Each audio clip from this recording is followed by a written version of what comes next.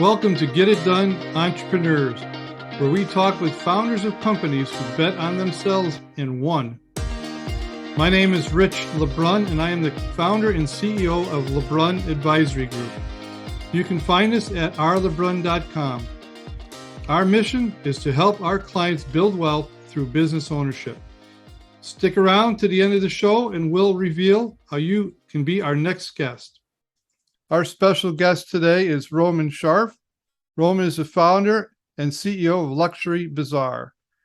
Roman has worked from his basement selling high-end watches on eBay and grew the company into a huge success it is today with over 40 employees, 25,000 square foot facility, and get this, over $130 million in sales per year. With business savvy and financial acumen, which he acquired in equal parts from his executive role in a multinational bank and from menial jobs of his youth, Roman has created a powerhouse in the watch and jewelry wholesale and retail business.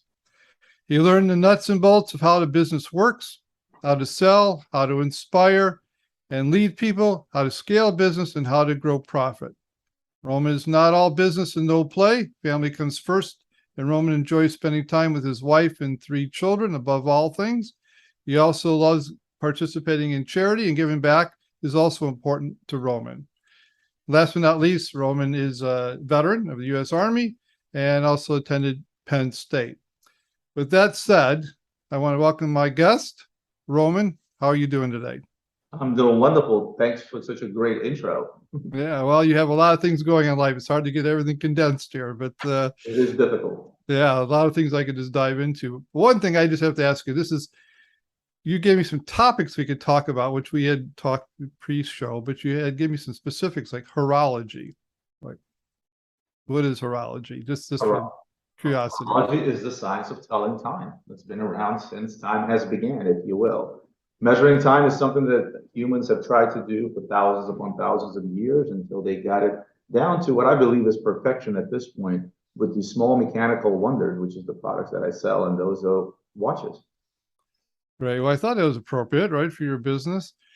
This is going to be a great conversation from my side. I'm really excited. I got a chance to watch your YouTube videos and read up a little bit about you. You got some exciting things, and your watches are beautiful. And so we'll definitely get a chance to tell our listeners where they can get in touch with you and find more about you. But in the meantime, what our listeners really want to know is your story. Okay, you have a great background, a lot of growth and a lot of history, and building such a successful company today. So tell us a little about your story, but ultimately want to get to what caused you to go all in. How was that decision-making process? Did you have naysayers around you? Were you forced into that industry, into that decision? Whatever it took, you ultimately made the decision to go all in, and here you are, a success story. So feel free. Tell us your story. Well, I'll quickly go through my early years, and I guess I should start with the fact that I was born and raised in the Soviet Union, a place that was not too friendly, let's just say. Certainly not one that gave you opportunity for free enterprise, which is what we have here in the United States. But I shouldn't say I left that country, but my father took me away from that country at the age of 13, and we landed in Brooklyn, New York, in a 400 square foot apartment. I slept in a bunk bed with my sister in the kitchen. The apartment was pretty tiny. It was a 1-room apartment. And from there, it was every job under the sun. The minute that I landed, I started with delivering newspapers, working as a busboy, dishwasher. I worked in construction. I worked in roofing. I drove a bagel truck. I worked in telemarketing. I've done every job under the sun. You name it, I probably have done it. I even drove a bagel truck, believe it or not. With that said, it brought me to my high school graduation, and upon my high school graduation, I wanted to join the military for one simple reason. I was in a country with which I fell in love, and I became a patriot of this country simply because of where I came from and the freedom this country allowed me. And I felt that it was not only my want, it was my duty to join the military, which is exactly what I did. I joined the military. I was in the military for about 3 years.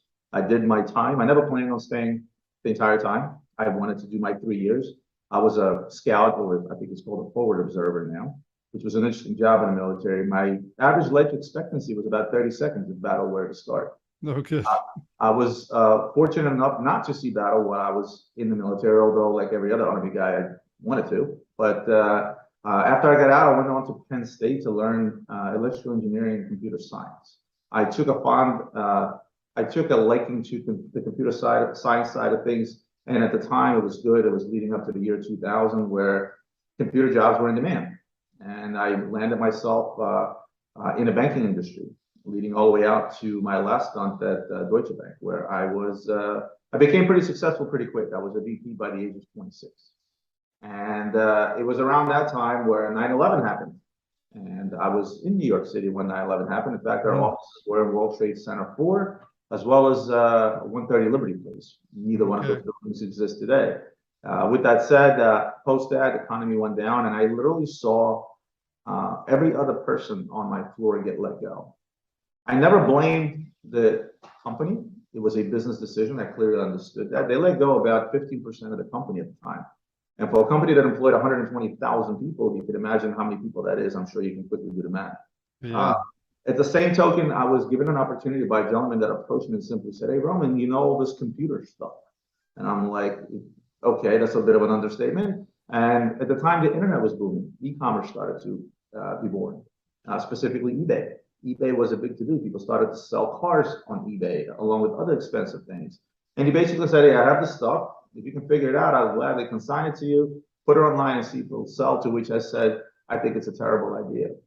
Of course, I was lucky enough to have a woman by my side. Her name is Anna. That's my wife of now, actually this December will be 20 years, who said, "I think it's a good idea. I think you should try it." At the time, she was pregnant with my son. She was about 6 months pregnant. She started helping me out. And then once my son was born, I was actually working 2 jobs for about almost 3 years. I commuted to New York City 2 hours each way, so a 4-hour commute daily. A pretty demanding job. I worked with a team. My team was in Singapore, so we were 12 hours apart. So my afternoon meetings took place at 2 o'clock in the morning. But yet at the same token, I ran this basement operation we called Luxury Bazaar. And after about 3 years, once I saw, going back to what I said, when I saw people starting to get let go, because it was simply a business decision, that's the one thing that pushed me to go all in for myself. Because I said, if I'm going to mess up, if I'm going to lose a job or a business or an income, it's going to be on me, not just on a business decision that somebody who I have never met has made and let go of about 15,000 people. So that was the one decision that pushed me to go and all in and work for myself. And the rest, as to say, is history. As you said in your intro, I do employ quite a few people. This year, we're on target to hit about 165 million in sales, and life is good. Life is good. Okay, so let's go back to that moment. You obviously had all the work ethic you needed. You were driven from a very young age to work hard. You got a chance to see corporate America. Saw somebody come in, just make some random decisions, as we say in corporate America, just going to cut 50% of our workforce with not a lot of thought behind it, other than maybe watching the bottom line. But nonetheless, going all in, still betting on yourself. Okay. And any doubts, fears? Do you have a lot of support? Do you have naysayers around you? Think you're crazy? I didn't have any naysayers. Again, I was lucky enough to have a woman by my side that supported me in what I wanted to do. Was there doubt? No. Was there fear? Yes, because at the time I was a new father. Just to give you the dynamic there, my wife was not working. I had a newborn son. We just bought a new house. I went from my bachelor pad. I had a condo. We moved into a bigger house that was more suited for a family, if you will. And here I am at a crossroads. And I started, actually, believe it or not, looking at other jobs in my field. And I felt zero motivation. That was sort of that feeling that I got that, like, I'm not going to enjoy doing this. I already proved what I needed to prove within the corporate world, working as hard as I can, 80-hour work weeks, right? So I said, the only thing I was afraid of is the fact that the support of my family is not just me, right? If it's you, it's you. But when you have a wife and a child as well, that sort of puts things in a different perspective. And that's where some of the fear came in. But at the same token, I knew that if I have to work triple as hard and work, 26 hours a day, I know I'm willing to do that and go all in. Yeah, that's definitely a good motivation. Your family comes home and say, we're hungry. So get back out there and work. Okay, but watches. Okay, you had a history of a lot of different types of jobs. You call them menial jobs to people, something in the banking industry. But you mentioned about passion about watches, and that's your company. So let's take a little bit talk about your company, and then this whole idea about your passion behind watches. Your watches are just beautiful. So So one of the things I'm a big fan of is outside of horology is also history. And with horology comes a lot of history. My personal favorite topic is American history. I'm a big patriot of this country. But with horology, that history expands back centuries, right?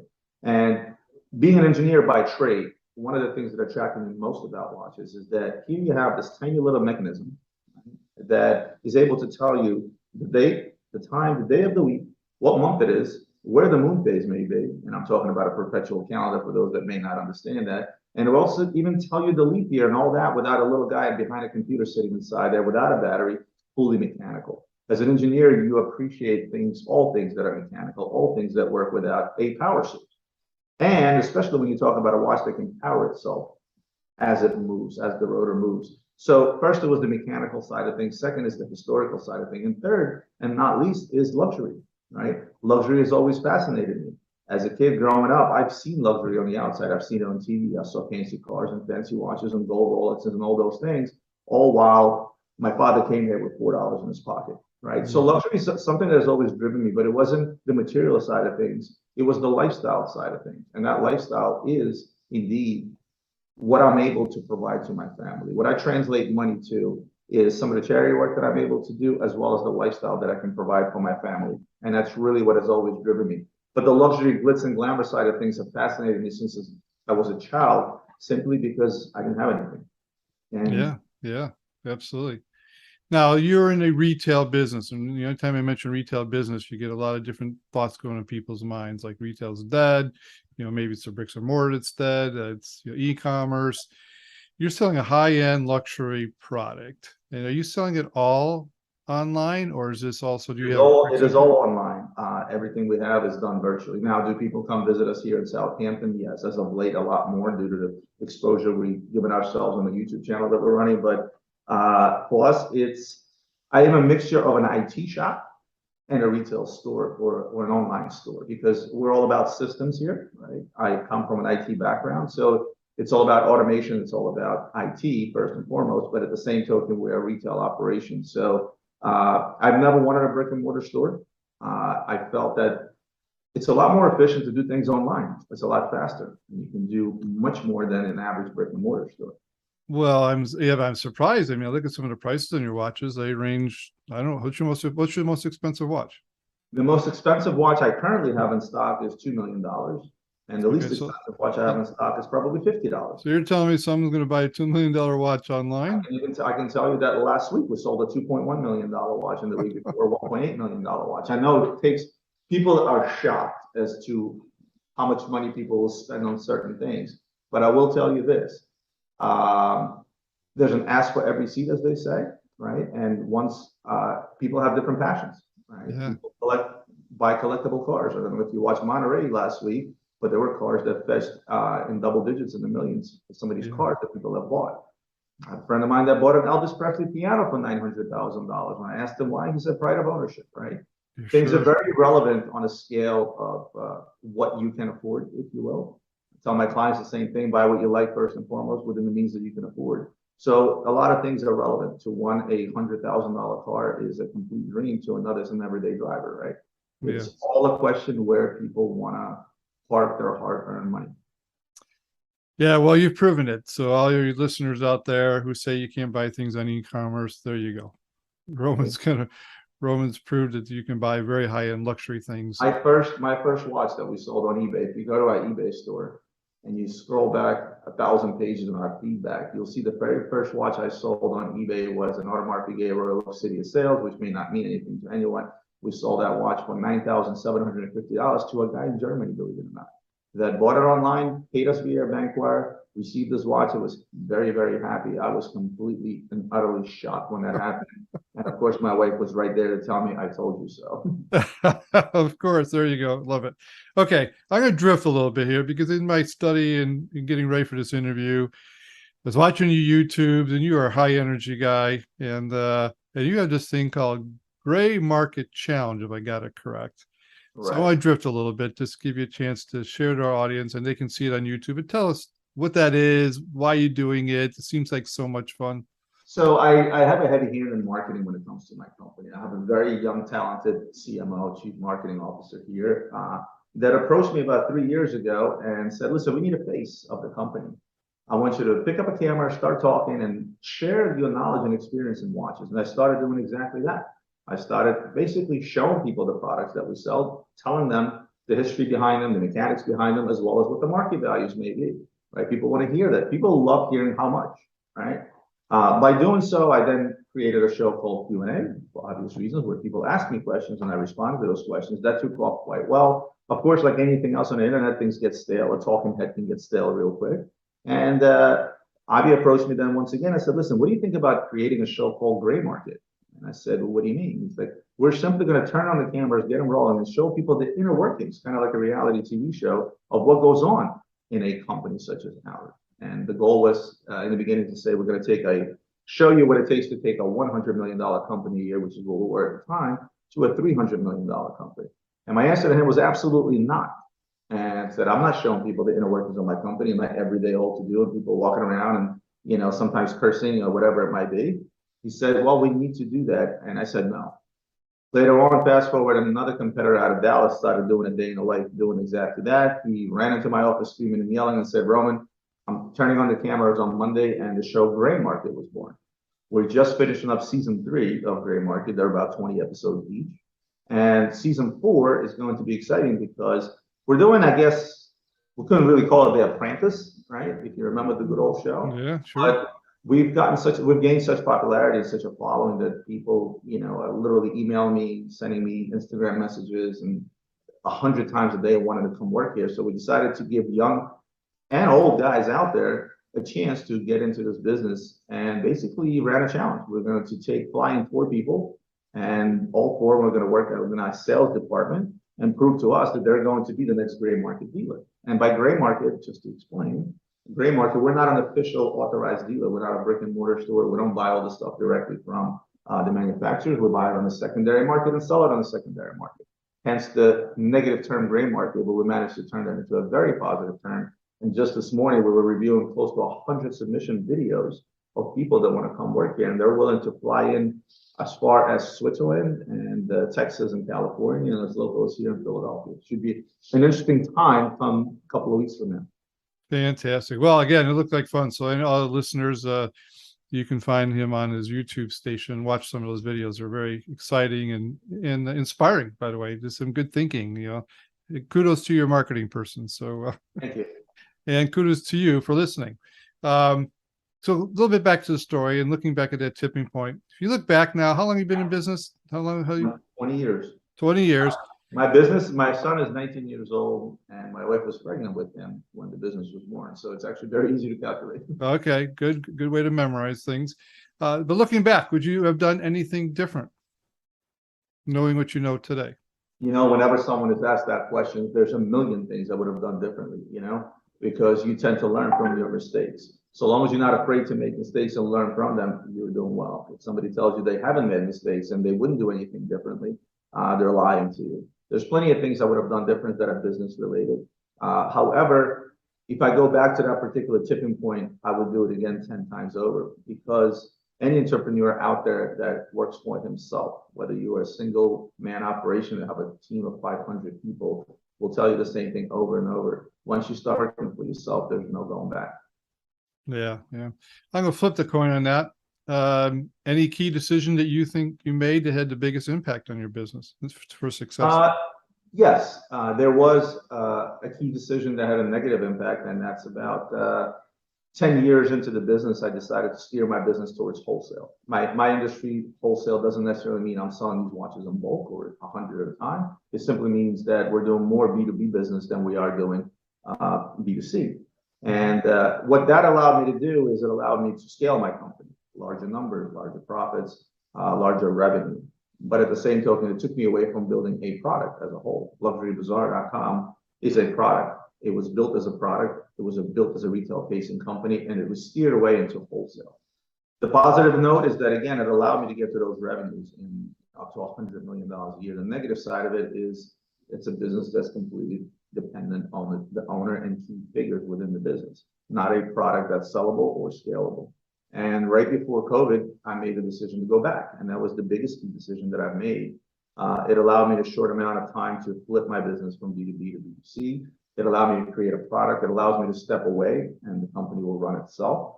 And it potentially allowed me to do what my ultimate goal is, and that is to create a product that's sellable as a whole. And that's the goal we're working towards over the next 5 years. Fantastic, fantastic. Well, that kind of leads me into this. I'm going to flip the whole story here. Today, we are facing recession. We're facing labor, supply chain, potential war. We got a whole bunch of crazy things going on, political stuff going on, elections. How are you navigating today's time as the CEO of your company? It's funny. I mean, I'll go back to the fact that I got through the crisis of 2008. And I walked away fairly unscathed because luckily my business wasn't that big at the time, right? Not as many employees, not as big of an exposure, unlike today. Don't want to get into how much my monthly nut is to run this place, but let's say it's significant. So first of all, about the war in Ukraine, I come from Ukraine originally, even though it was Soviet Union, but I was born and raised in Odessa, Ukraine. And it hurts me to see my home country being bombed, if you will. Sure. What's happening in the world is absolutely terrible. And never in my wildest years, I would imagine something like this could happen in a civilized country in the year 2022.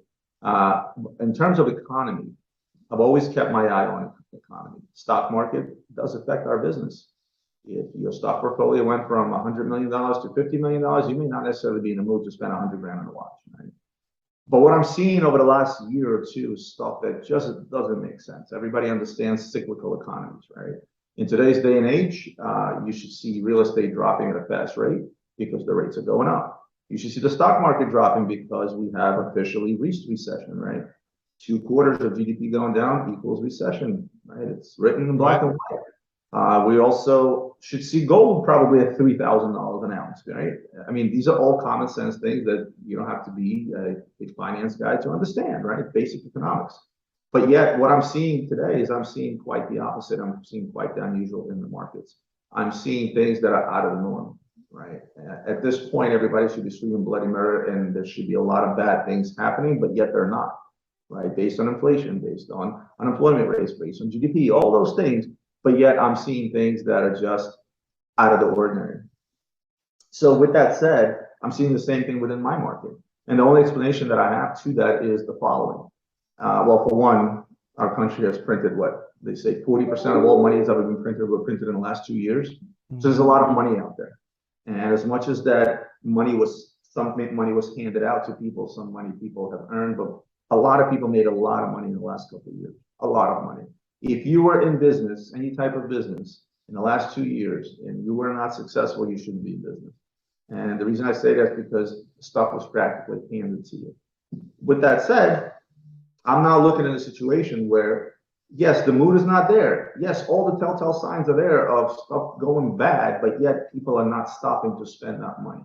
Whether it is they're losing confidence in the US dollar and they want to park their money elsewhere. But my theory is very simple. I think in the last 2 years, you have a lot of people out there that have made a significant amount of money, and they've already put away that money into traditional investments, i.e. your 401k, your savings account, a little bit of real estate, a little bit of commodities, be it gold, silver, platinum, stock market, crypto is another one, right? Another outlier. And now they still have money left over.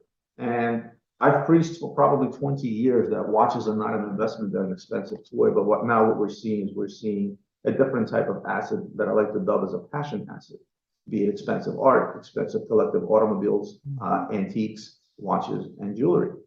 And that's where I'm seeing more and more people are gaining confidence in these expensive toys, as I like to call them, as an actual true asset class and a place to park money.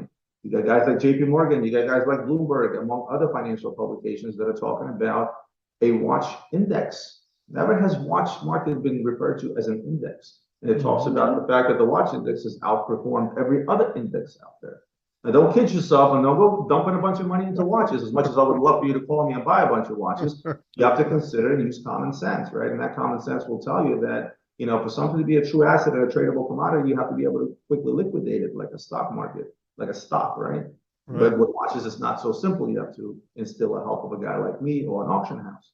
But nevertheless, people more and more are willing to park money in what we call those passion assets. And when that happens, it does create a true market. And regardless of market conditions, it's going to do what every other index does. It's going to go up, it's going to go down, but it's going to be there to stay.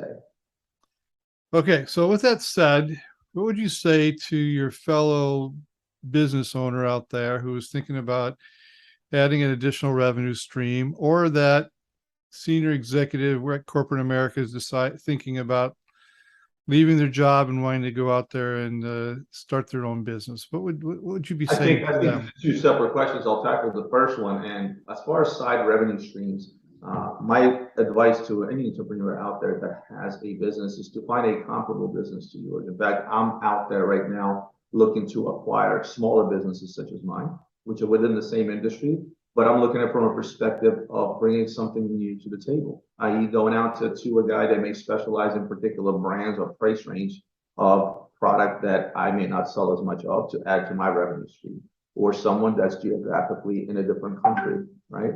I mean, we have an office in Hong Kong. I've been looking for a company to acquire in Hong Kong, but find comparable service products. The easiest example is a car manufacturer. Let's take Mercedes-Benz, right? I'm a big fan of Mercedes-Benz. I'm an F1 fan. I'm a Mercedes fan, therefore I drive Mercedes. With that said, they have what you call regular service, right? Because once you sell a product, right? Once you sell that car, how else can you make money on that car? Well, the simplest example is you service that car every so often at an authorized Mercedes dealership, and therefore that's how you continue making on a product that you sell. We can do the same thing with watches, which is right now I'm out there actively trying to either open or acquire a watch service center, because that's a comparable product to what I do, to which I can push my existing clientele. You're not going to see me go out there and open up an ice cream shop, because I can't take advantage of what I've done in my existing business in order to get an ice cream shop going, if that makes sense. Okay, so on that side, you're seeing this as an opportunity. You're not Exactly. the headwinds are not scaring you away. You're just looking for different ways to expand your services and maybe businesses that complement them. Exactly, but at the same time, I'm looking to do that as a comparable add-on that also grows revenue, that overall increases the overall value of my company, and that's really what I'm looking to do. Now, for someone who is in corporate America and is trying to work for themselves, if you even have a thought in the back of your head that I would really like to go and work for myself, get out of corporate America and try something, my only advice to you is to drop everything and do it, right? And the reason for that is because, as I said earlier, once you figure out that you are working for yourself and no longer working for the man, as I like to say, you will never, ever go back. Yeah. Yeah. Great advice. I think you're right. Once you get that, you taste that entrepreneur part of it, it's like you don't want to go back. Very good. Well, I guess one other question I want to ask you. When you are a CEO, you have to keep yourself in line and motivated, incentivized, educated, learning. Do you have certain practices, disciplines that you put in place to keep yourself focused, because you're a leader of your company? Oh, there's a lot I take away from my previous work experience, and that goes back to being a busboy in the military or in the corporate environment. In my company, there's sort of an unwritten rule policy, right? And that is, we have the corporate structure minus the corporate politics with a family environment in mind. I am a big fan of standard operating procedures, a military term called SOP, i.e. every single thing that's done within my company, be it from a person that puts products online to a person that packs boxes downstairs that does quality control. There's a little manual that's written, or typed up, I should say nowadays, that says, hey, this is how you do your job from A to Z. However, at the same token, I don't just tell my employees, regardless of what position they may hold, I urge them and I almost demanded that they take the steps 1 through 10 that I have written up and my management staff has written up based on their experience and improve upon it. I expect my employees to come back and say, you know what, Roman, step number 7 is really terrible. I think this is how it should be done. That's my expectations. That's what makes people feel as if they belong and they matter, because I don't want to hire robots. I want to hire people that are part of that family environment that are going to treat this business as if it's their own, because this is still, like I said, it's a mom and pop shop that does have corporate structure, does have procedure, but minus the politics, because I've seen my fair share of corporate politics and I hated it. Right. So using your military background, keeping those standard operating procedures in place, help you stay focused to navigate these crazy times. Okay. And the last thing is that I lead by example. Till this day, with all the employees that are running around, I have an open door policy. There isn't a job in this building that I cannot do myself. Remember, I was the shipping, marketing, sales, content, programming department when I started this business, and I still have my hands in all those. I'm just lucky enough to have people here that were able to take a lot of those tasks off my hands where I can oversee them. But again, don't crack a whip, lead by example. That's always been my thing. All right. One little tidbit, because you mentioned employees, I want to skip this. So many people are fighting this labor issue. Okay. And I always say, if you solve the labor problem, you win the game.